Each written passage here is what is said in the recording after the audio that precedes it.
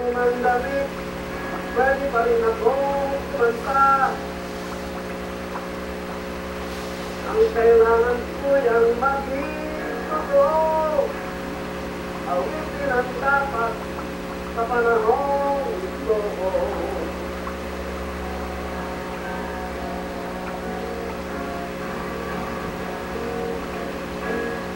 Ako si Heather, personally, before now the race, mas pag-asimulan. Ano yung sa kapatid, nung buhay kami sa surong congregation ng tatay ko, pinapasuhan. So, pupunta ko tatay ko, so, maganda yung skin, tama niyo kung paano. Ang iba kasi may kantahan na kung ganda rin. Pero, yung mga kubulang namin, talagang musiro.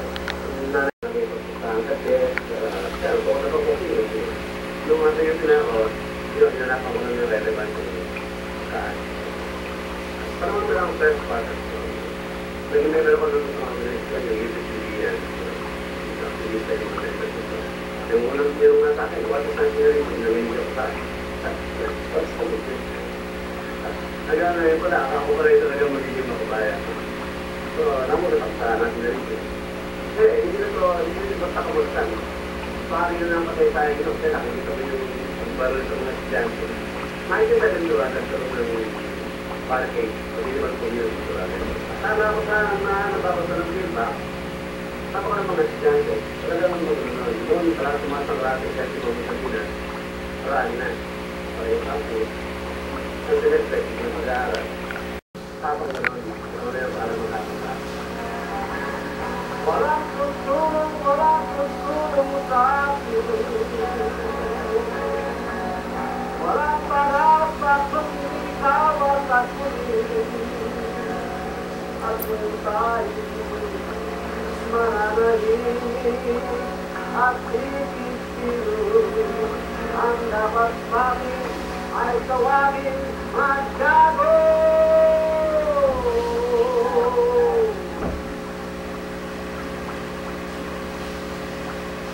Yung sila lang yung sari, katagyan sa Equilotes, sa YouTube Better, nakita dito sa panahon ng bata yun.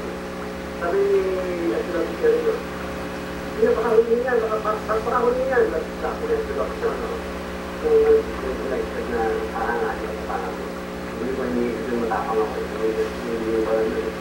Sabi mo lang, malaki naman, dahil lang ito yung bayan, yung gumagalaw yung tao, dahil parang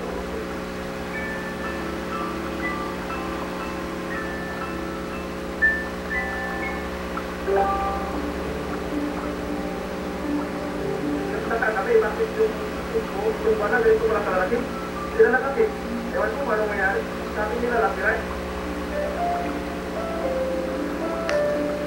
marami nang nakarait yung pumasok.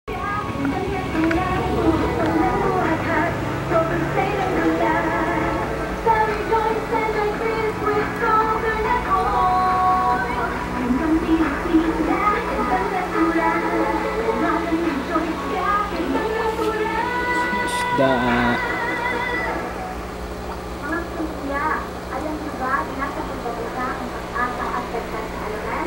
Kaya sa darating po na November 25, 2011, sama-sama po kayo mag-isa sa ating pag-asa. A day of learning, stories, and hope. Hindi ko naintindihan kung ano ang pakikipag-shop. nasa na yung mga fry.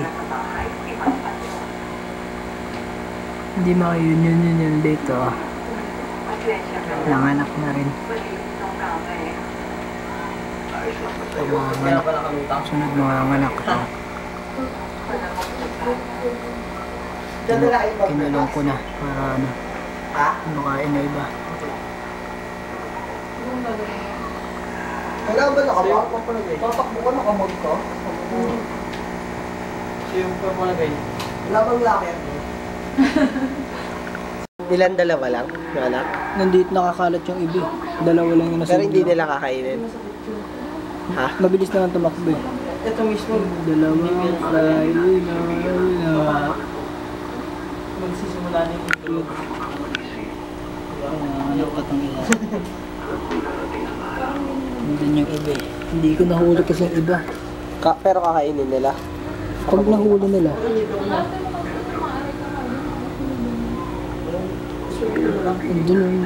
nandun yung iba eh. Ito buntis to. Yung mga ano, nandiyan, mga buntis yan. Hindi nila kakainin yung anak nila. Hindi, pag natapos na sila mga anak, kung ano lang yung makain nila, di ano, basta masave yung iba.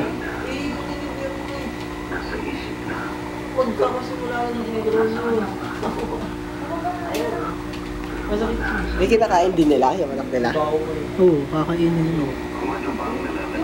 Kasi pag anak nila, gutom na yung ngayon.